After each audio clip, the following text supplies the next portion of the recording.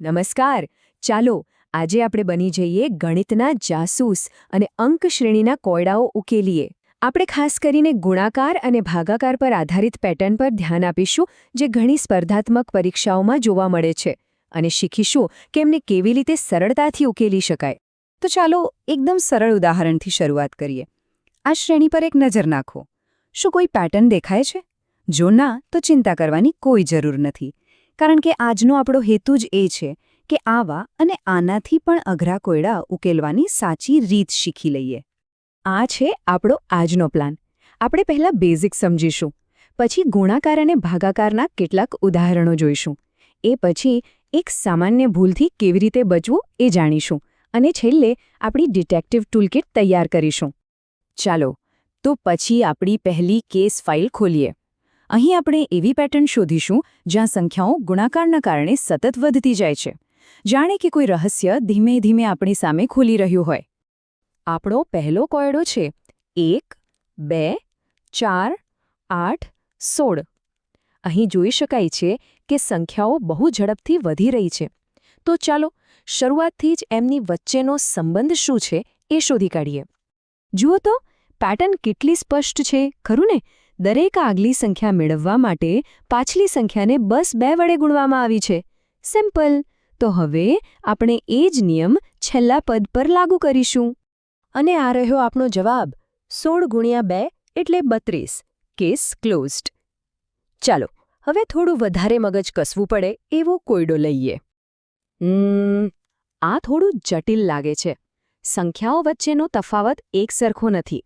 પણ આવા જ સમયે એક સારો જાસૂસ એમાં છુપાયેલી કોઈ અલગ પેટર્ન શોધી કાઢે છે. ઓકે, તો એક પછી એક સ્ટેપ ચેક કરતા એક રસપ્રદ પેટર્ન સામે આવે છે. જુઓ, પહેલા 2 વડે ગુણાકાર, પછી 3 વડે, ફરી પાછો 2 વડે, અને એમ જ આગળ. તો હવે તાર્કિક રીતે આગળ શું આવવું જોઈએ? બિલકુલ સાચું. 72ને 2 વડે ગુણતા આપણને મળે છે 144. આ આખો ખેલ બસ એ પુનરાવર્તિત થતી પેટર્નને ઓળખવાનો જ છે. અહીં આપણો ગુણાકારનો છેલ્લો કેસ છે. આ શ્રેણીની શરૂઆત તો ધીમી છે, પણ પછી એકદમ ઝડપ પકડે છે. ચાલો આની પાછળનું રહસ્ય પણ શોધી કાઢીએ. આ એકદમ ક્લાસિક ક્રમિક પેટર્ન છે. આપણે પહેલા 1 વડે ગુણીએ છીએ, પછી 2 વડે, પછી 3 વડે અને પછી 4 વડે. મતલબ કે જે સંખ્યા વડે ગુણાકાર કરીએ છીએ એ પોતે જ દરેક સ્ટેપમાં એક વધતી જાય છે. તો એ જ પેટર્નને અનુસરીને આપણે 24ને 5 વડે ગુણીએ અને જવાબ મળે છે 120. ખૂબ સરસ જાસૂસી કાર્ય. ચાલો હવે થોડું અલગ રીતે વિચારીએ. અત્યાર સુધી સંખ્યાઓ વધતી હતી. હવે ભાગાકાર આધારિત શ્રેણીમાં સંખ્યાઓ ઘટતી જશે.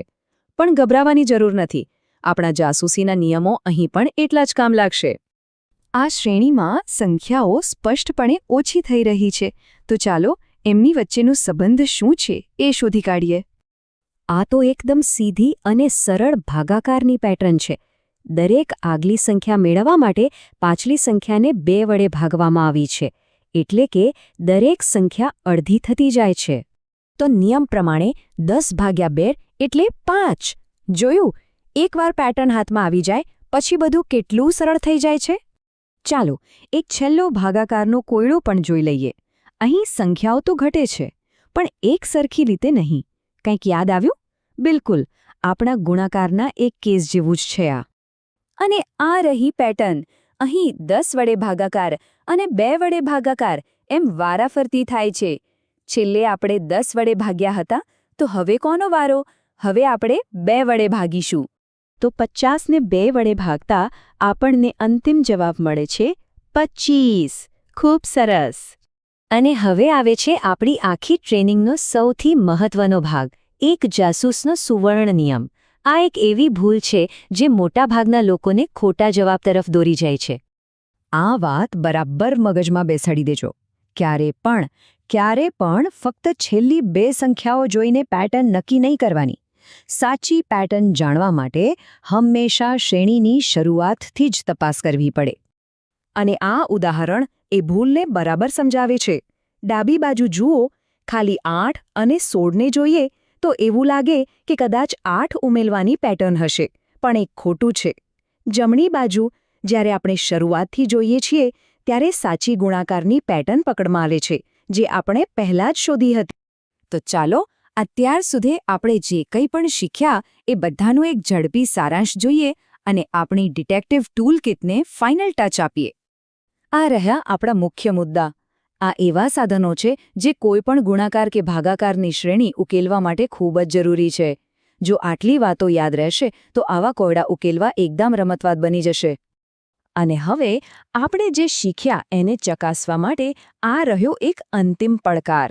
વિચારો, આ શ્રેણીમાં આગળ કઈ સંખ્યા આવશે? તમારી ટૂલકિટનો ઉપયોગ કરો અને જવાબ તમારી સામે જ હશે. આ સમજૂતીમાં જોડાવા બદલ ખૂબ ખૂબ આભાર.